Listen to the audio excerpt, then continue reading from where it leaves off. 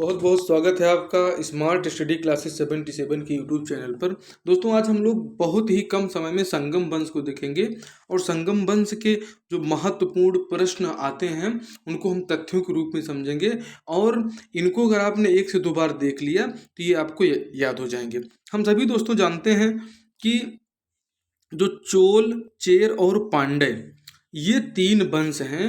इन तीनों वंशों के काल को संगम काल कहा जाता है। ठीक है, संगम काल कहा जाता है। ये तीन राजवंश थे दोस्तों। और संगम आप जानते हैं कि संगम का जो शाब्दिक अर्थ होता है वो संघ, परिषद, गोष्ठी या संस्थान होता है, वही है संगम। ठीक है, ये संगम का शाब्दिक अर्थ यहाँ के लिए यही है। अब संगम आप देखते हैं कि कई नदियों का भी संगम होता है, तो वो संगम भी संगम है और ये संगम का अर्थ संघ, परिषद, गोष्ठी अथवा संस्थान से है दोस्तों। संगम काल में तीन राजवंश थे। कौन कौन से राजवंश थे दोस्तों? बहुत ही महत्वपूर्ण और इनके प्रश्न पूछ लिए जाते हैं कि चेर राजवंश जो है, चेर राजवंश की राजधानी कहाँ स्थित थी दोस्तों? कि चेर राजवंश की राजधानी कहाँ थी? ये राजधानी वांजी केरल में थी। और इनका जो प्रतीक चिन्ह है दोस्तों, वो प्रतीक चिन्ह है धनुष। और इसके जो संस्थापक हैं चेर वंश के, उदयन जेरल इसके संस्थापक हैं। अब चोल वंश देख लेते हैं कि चोल वंश की राजधानी जो है दोस्तों तंजौर थी। इसको उरुवैर कहा जाता है और इसका जो प्रतीक चिन्ह है वो बाघ था।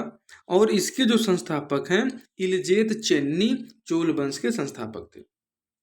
पांडे वंश की जो राजधानी थी दोस्तों, ये मदुरई में पड़ता है, मदुरई तमिलनाडु। ठीक है, इसका जो पांडे वंश का चिन्ह था वो फिश थी, मछली। और इसके जो संस्थापक है नोडियन।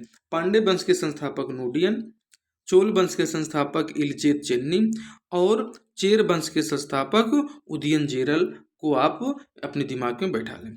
दोस्तों मदुरई का जो मीनाक्षी मंदिर है इन्हीं संगम शासकों ने बनवाया था। और इन तीनों वंश को संगम काल कहते हैं क्योंकि इस समय साहित्य विद्या के तीन सम्मेलन बुलाए गए थे। जो आप ऋषि अगस्त का नाम सुनते हैं, ऋषि अगस्त यहीं पर थे और उनकी अध्यक्षता में एक सम्मेलन हुआ था। उस सम्मेलन का नाम है दोस्तों, ये जो प्रथम सम्मेलन है आप देखिए, प्रथम सम्मेलन हुआ था मदुरई तमिलनाडु में और इसके जो अध्यक्ष थे वो अगस्त ऋषि थे। ठीक है, कहाँ पे हुआ था? तमिलनाडु में हुआ था, स्थान था मदुरई। दोस्तों इसमें जो अगस्त ऋषि की अध्यक्षता में पहले सम्मेलन जो ग्रंथ बना उसे अगस्त्यम कहा जाता है। दूसरा सम्मेलन जो हुआ वो हुआ कपाटपुरम में। अलवय भी आप इसे याद रखिए, स्थान है कपाटपुरम अलवय। और इस जो दूसरे सम्मेलन में की अध्यक्षता की, उसकी अध्यक्षता किया तोल्लकापियर ने। और फिर इन्हीं के नाम से तोल्लकापियम जो है ग्रंथ की रचना हुई। और ये दोस्तों ये तोल्लकापियम क्या है? ये एक तमिल व्याकरण है, इसे प्रबंध काव्य भी कहा जाता है। तीसरा सम्मेलन हम देखें तो ये मदुरई में हुआ दोस्तों। ये मदुरई कहाँ पड़ता है? तमिलनाडु में। ठीक है, तो पहला और तीसरा सम्मेलन कहाँ हुआ? मदुरई में हुआ। इसके जो अध्यक्ष थे वो नक्कीकर इसके अध्यक्ष थे।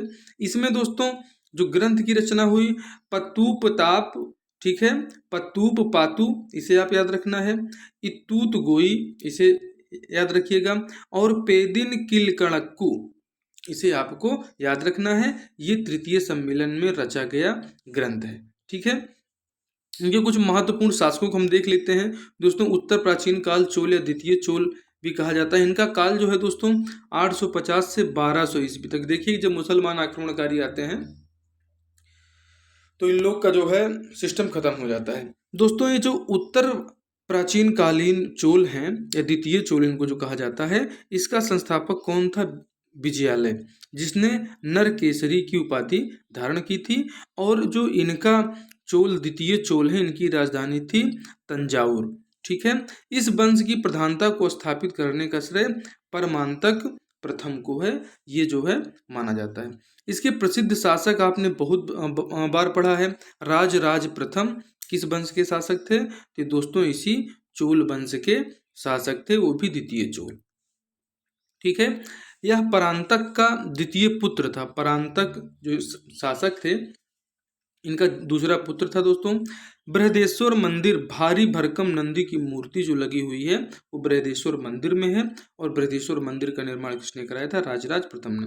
उसके बाद ऐरावतेश्वर मंदिर जो है ये तंजौर या तंजावुर में है, इसका भी निर्माण राजराज प्रथम ने कराया था। और जल सेना प्रारंभ किया था। देखो कितना महत्वपूर्ण क्वेश्चन है, कई बार पूछा गया है कि जल सेना का आरंभ किसने किया था?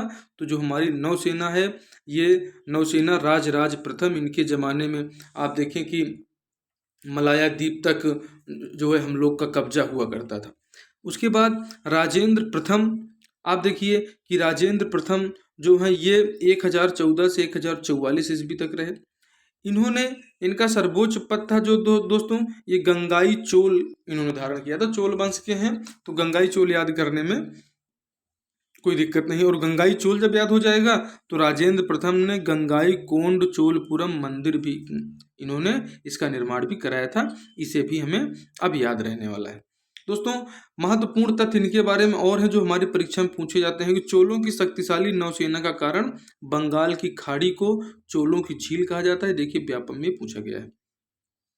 और कई सारे जो है भारत मोहरी परीक्षाओं में पूछा ही जाता है। नटराज की जो प्रसिद्ध चतुर्भुज प्रतिमा है वो इसी काल की है, पूछा जाता है कौन से काल में है? तो चोल काल की है। इनकी जो प्रशासनिक इकाई है दोस्तों नाडुकुर्रम उर और नगरस, ये इनकी प्रशासनिक इकाई का नाम था दोस्तों। प्राचीन चोल काल में ब्राह्मणों की पंचायत संस्था बहुत प्रसिद्ध थी जिसे वारियम कहा जाता है। और देखिए कितनी बार परीक्षा में, छत्तीसगढ़ में कितनी बार एग्जाम में पूछा जा चुका है। तो आप जो है इसे याद रखिए, और आप किसी भी परीक्षा में बैठने जा रहे हैं तो इन तथ्यों को एक बार आप देख के जाएं। और आपने अभी तक चैनल को सब्सक्राइब नहीं किया है तो आप चैनल को सब्सक्राइब करें और अपने दोस्तों में शेयर जरूर करें दोस्तों। ठीक है, आपसे मिलते हैं अगली क्लास में। जय हिंद, जय भारत।